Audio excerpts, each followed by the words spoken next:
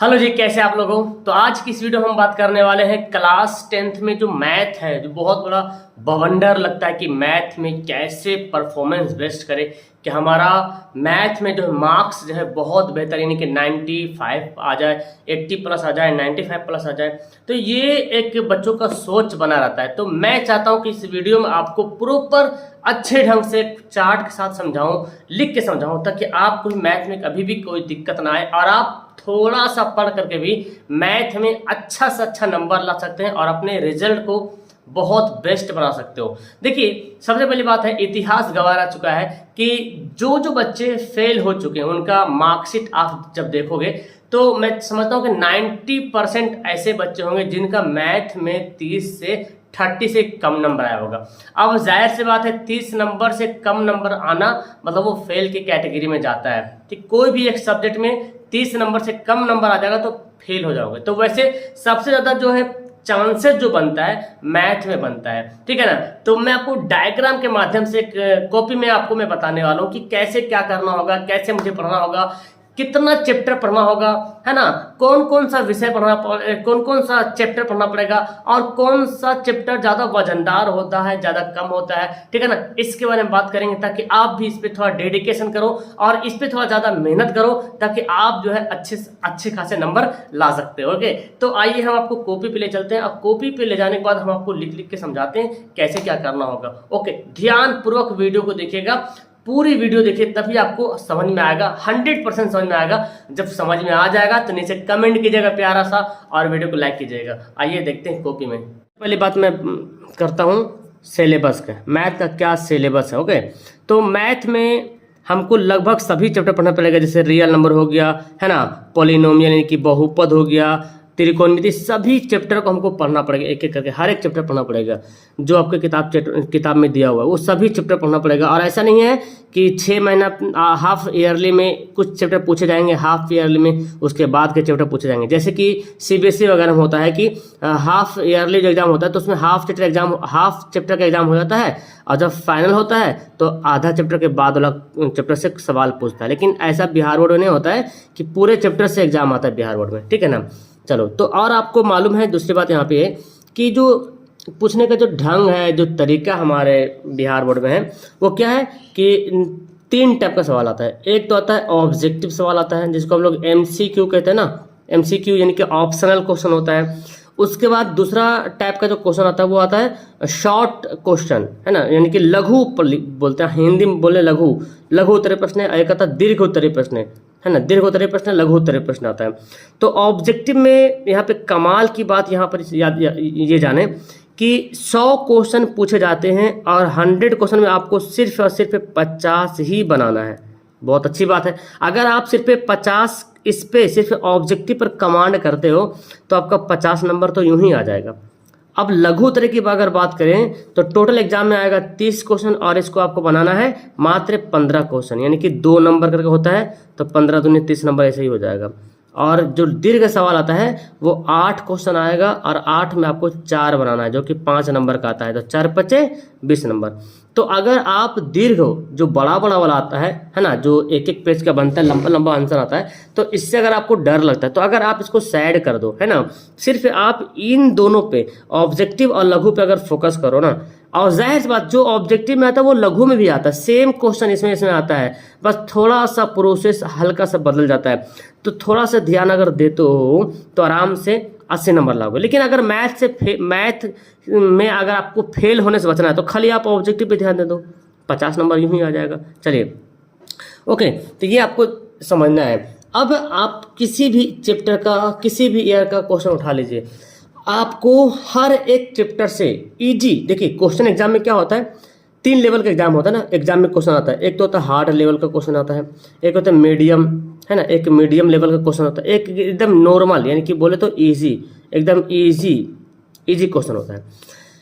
अब आपके जो क्वेश्चन जो बिहार बोर्ड में पूछता है, मैं बताऊं आपको, ध्यान से सुनिए, तो 50 से 60 क्वेश्चन एकदम इजी क्वेश्चन आता है। 50 से 60 क्वेश्चन इजी आएगा एग्जाम में, लगभग 50 मानो, चलो मैं एक अप्रोक्स में है 50 मानता हूँ, 50 क्वेश्चन अप्रोक्स मानता हूँ, और 25 क्वेश्चन मानता हूँ चलो मीडियम आता है और 25 क्वेश्चन हार्ड, हालांकि हार्ड इतना भी नहीं, हार्ड मुश्किल से 15-20 तो रहता है, तो चलो मैं मान लेता हूँ। तो 50 क्वेश्चन तो सिर्फ इजी। अच्छा, एग्जाम में हमको बनाना कितना, 50 ही बनाना है, 100 सवाल में 50 बनाना है, और 50 को तो इजी सवाल आता है, तो 50 ही अगर आप बना लेते हो तो मीडियम की आवश्यकता नहीं, हार्ड की आवश्यकता नहीं है। लेकिन अगर आप अच्छा नंबर लाना चाहते हो, 90+ नंबर लाना चाहते हो, तो ये सब आपके लिए आसान, मीडियम और इजी दोनों सेम ही है, बस खाली इसमें ऑप्शनल है, फटाफट बना के रख दो, इसमें बना के प्रोसेस बना के दिखाना पड़ेगा। और लॉन्ग वाला भी है, तो हार्ड वाला क्वेश्चन है, तो हार्ड वाला क्वेश्चन में क्या होता है भाई कि भाई देखा जाए तो कुछ कुछ सवाल हार्ड होता है जो कि थोड़ा मीडियम से अप होता है, और आप आराम से बना सकते हैं अगर आप माहिर है तो ये परसेंटेज में मैं गिनता हूँ, परसेंट में काउंट करता हूँ, सबसे बेहतर हो। लॉन्ग में भी यही तरीका है, शॉर्ट में इसी तरीका है। ओके, तो मैं मीडियम की बात ऑब्जेक्टिव की बात किया हूँ, तो चाहे वो ऑब्जेक्टिव हो, चाहे सब्जेक्टिव हो, चाहे लघु हो या उत्तरीय दीर्घ उत्तरीय हो, तीनों में वही प्रोसेस काम होता है कि भाई ऑब्जेक्टिव में एकदम इजी होता है ना, और मीडियम और हार्ड तीनों होता है, सब्जेक्टिव में इसी प्रकार होता है। तो 3 लेवल का क्वेश्चन हर टैप से पूछा जाता है। तो आप अगर इजी लेवल को ही अगर कंपेयर कर लो, इजी लेवल को ही अगर चैलेंज कर दो, तो आराम से आप मैथ में अच्छा नंबर ला सकते हो, मीडियम हार्ड को छोड़ दो, है ना। अब देखा जाए तो ये समझ आ गया कैसे पढ़ना होगा। अब देखिए चौथी बात आपको याद करना है, सबसे ज़्यादा सवाल किससे पूछे जाते हैं। एक सवाल आपके दिमाग बनता है, देखिए तो सबसे पहला अगर मैं बोलूँ तो त्रिकोणमिति, ट्राइगोनोमेट्री, सबसे ज़्यादा सवाल मैं बताता हूँ। इससे ऑब्जेक्टिव में कम से कम 25 से 30 सवाल खाली ऑब्जेक्टिव से बनता है, तो बना लो। थोड़े लिखा रहता वहाँ पे कि त्रिकोणमिति में से 25 में से 15 बनाना, ऐसा नहीं, 25 से 30 सवाल आता है, आप बना लो इसी को। फिर आता है कोऑर्डिनेट ज्योमेट्री, है ना, कोऑर्डिनेट ज्योमेट्री आता है। ओके, तो भाई इसमें भी ऑब्जेक्टिव में अगर देखा जाए तो 12 से 14 सवाल पूछ लेते हैं ऐसे। तो देखिए ऐसे ही यहाँ पे 50 का टारगेट पूरा हो रहा है ना, अगर ये दोनों मिला। फिर और भी अगर देखें रियल नंबर से भी अच्छा, मतलब कम से कम ऑब्जेक्टिव में रियल नंबर से 6 से 10 क्वेश्चन के आसपास पूछ लेता है। फिर इसके अलावा और भी अगर जाओ, और भी जो चैप्टर सब में 5, 6, 7 ऐसे करके सवाल पूछते हैं। तो ये चैप्टर काफ़ी इंपॉर्टेंट, त्रिकोणमिति, कोऑर्डिनेट ज्योमेट्री, रियल नंबर है, बहुपद है, समांतर श्रेणी है, फिर आपका क्या बोलते हैं मेंसुरेशन है ना, मेंसुरेशन जिसको क्षेत्रमिति कहते हैं, उसमें से भी ऑब्जेक्टिव सवाल पूछते हैं। तो मिला जुला के देखा जाए तो ये सब चैप्टर काफ़ी इंपॉर्टेंट होता है। तो आप अगर इन सभी चैप्टर का ऑब्जेक्टिव पर ही ध्यान देते हो तो आप आराम से 50 सवाल टैकल कर लोगे। और कैसे बनाया जाता है ऑब्जेक्टिव क्वेश्चन, वो मैं वीडियो में जब लाइव आता हूँ आपको मैं समझाता हूँ, तो बताता हूँ कैसे बनाता है। तो अगर उसको ध्यान दोगे तो यानी कि आप लघु को भी टैकल कर लोगे, लघु को भी आप समझ लोगे। तो लघु बनाओगे तो आपका ऑब्जेक्टिव भी समझ में आ जाएगा, लघु बनाओगे ऑब्जेक्टिव समझ में आएगा। क्योंकि ऑब्जेक्टिव क्वेश्चन को हल करने को तो बनाना पड़ेगा ना, तो कैसे बनाना, प्रोसेस क्या होता है बनाने की, तो अब सब बेस्ट है क्या लघु। लेकिन कुछ सवाल ऐसे भी होते हैं जो ऑब्जेक्टिव में ही पूछे जाते हैं, लघु में नहीं पूछे जाते हैं, तो आप इन दोनों को भी ध्यान रखना। लेकिन हाँ, आप जो ऑब्जेक्टिव पढ़ोगे तो उसमें से 50% ऐसा क्वेश्चन होगा जो लघु में भी सवाल आ रहा है। जैसे कि अगर एक क्वेश्चन है ना कि वो क्वेश्चन ऑब्जेक्टिव में पूछा है, तो वही क्वेश्चन लघु में भी पूछता है। तो अगर आपको बनाने का तरीका मालूम है तो आराम से आप इसको संभाल सकते हो, है ना। तो आपको समझ में आया क्या करना होगा। आपको आपके पास जो किताब है, जो गाइड है, या जो मैं पढ़ा रहा हूँ, तो उसका उठाना आपको हल्का हल्का क्वेश्चन, हर एक चैप्टर का हल्का हल्का क्वेश्चन उठाना है। अगर हर एक चैप्टर का हल्का हल्का क्वेश्चन उठाते हो तो 50 ऑब्जेक्टिव तो ऐसे ही आप बना लोगे। और उसी को बनाने का तरीका अगर जान लेते हो तो ये 30 में से 15 नहीं बनेगा, ऐसा हो सकता है बताओ। 30 क्वेश्चन में मात्र 15 क्वेश्चन बनाना है, बहुत आसान होगा भाई बनाने के लिए। थोड़ा सा आपको मेहनत करना पड़ेगा, बहुत अच्छे तरीके से आप समझ में आ जाएगा, आपको बनाने भी आ जाएगा और बना भी लीजिएगा। अब अगर बच्चों ये दोनों का अगर आपने संभाल लिया, तो अगर इसको संभालने की अगर हिम्मत रखते हो तो आइए मैं बताता हूँ। इसमें से क्या है कि क्या बोलते हैं, देखिए एक होता है ग्राफ, एक क्वेश्चन पूछता है एकदम 100% जो क्वेश्चन पूछता है मैं बता रहा हूँ, ग्राफ से एक क्वेश्चन पूछेगा। उसके बाद त्रिकोणमिति, ट्राइगो, है ना, ट्राइगो का सवाल पूछेगा। फिर आपका कंस्ट्रक्शन से एक सवाल पूछेगा, रचनाएं से। उसके बाद है हाइट एंड डिस्टेंस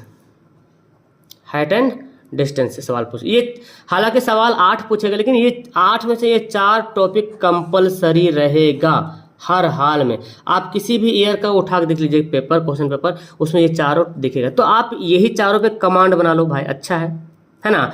तो आराम से ये भी टेकल हो जाएगा। और यही चारों पे एकदम खूब प्रैक्टिस करो। हालांकि भिन्न वाला भी कभी सवाल पूछता है, कभी रेलगाड़ी के बारे में पूछता है, नाव धारा के बारे में पूछता है, ठीक है ना। तो वो तो पूछता है, थ्योरम भी पूछता है हर बार, लेकिन ये 4 टॉपिक से पूछता है हर हाल में। तो इन 4 टॉपिक पर भी अगर कमांड करते हो भाई तो आराम से इसको भी पूरा कर ले रहे हो आप। तो देखा जाए तो मैथ में 100 नंबर लाने इसको रोकने नहीं वाला है, ठीक है ना, रोक नहीं सकता आपको। लेकिन अगर आप कमजोर स्टूडेंट देख रहे हो कि मैथ से हमको डर लग रहा, तो मैं बोलूँगा भाई ऑब्जेक्टिव पे ध्यान दो। और ऑब्जेक्टिव कैसे बनता तो वो बनाने आपको अगर आपको आ जाएगा तो लघु भी बन जाएगा, दीर्घ को छोड़ दो, है ना, लघु और ऑब्जेक्टिव पे फोकस करो। लेकिन अगर आप जिसका लघु और ऑब्जेक्टिव क्लियर है तो वो दीर्घ वाला पे ध्यान दो। एकदम पक्का मैं बता रहा हूँ, गिन के बता रहा हूँ। यहाँ पे मैंने आपको चार्ट समझा दिया कैसे आपको करना है और कौन कौन चैप्टर पे ज़्यादा ध्यान देना है। वैसे हर चैप्टर से सवाल पूछे जाते हैं, लेकिन हर एक चैप्टर का ऑब्जेक्टिव पे पूरा फोकस करना है। सब्जेक्टिव पे त्रिकोणमिति बहुत इंपॉर्टेंट खास रखता है। त्रिकोणमिति से सब्जेक्टिव में भी सवाल पूछता है, ऑब्जेक्टिव में भी सवाल आता है। ज्योमेट्री, हाँ, कोऑर्डिनेट ज्योमेट्री हो गया, उसके साथ जितना सारा सवाल है चैप्टर है, सभी चैप्टर से सवाल पूछे जाते हैं। कम से कम 6 नंबर, 7 नंबर, 8 नंबर, 10 नंबर। लेकिन ये दोनों का वेटेज जो है काफ़ी ज़्यादा रह चुका है, तो अब इन दोनों का भी ज़्यादा ख्याल रखिएगा। ओके, अगर लॉन्ग आपको जानना है तो लॉन्ग को भी इस टॉपिक पे आपको ध्यान देना है, ठीक है। तो आई होप आपको समझ में आ गया होगा कैसे करना होगा, मुझे क्या पढ़ना होगा। तो आज से, अभी से मैथ को हल्का मतलब भारी मत समझो, है ना, उसको मतलब उसको पढ़ने की क्षमता रखो कि हमको कैसे पढ़ना है। जो चैप्टर आपने पढ़ा है उस चैप्टर का आपको भाई पूरा ऑब्जेक्टिव सब्जेक्टिव बना देना है। लॉन्ग अगर नहीं बनता, दीर्घ नहीं बनता, छोड़ो, साइड करो। पहले आपको क्या करना, ऑब्जेक्टिव और दीर्घ वाला पे ध्यान है, ये दोनों पे फोकस करना है। पहले ये दोनों हो जाएगा फोकस तो आपका 80 नंबर जो है 80% को रोकने वाला नहीं। और उसके बाद ये जब फोकस होगा तो आपको मन करेगा चलो भाई दीर्घ ही बनाते हैं। होता है ना कि मन करता है कि ये दोनों जब 80 नंबर प्राप्त कर ले तो 100 नंबर प्राप्त करने में क्या है, तो आप आराम से इसको भी प्राप्त कर सकते हो। तो इस पे फोकस करो जो मैं आपको बताया हूँ, 100% आपका ये बहुत ज़्यादा काम करने वाला है। ओके, चलो वीडियो कहीं पे लास्ट करता हूँ, मिलता हूँ नेक्स्ट वीडियो में। अपना प्यारा सा कमेंट कीजिएगा। Okay, bye.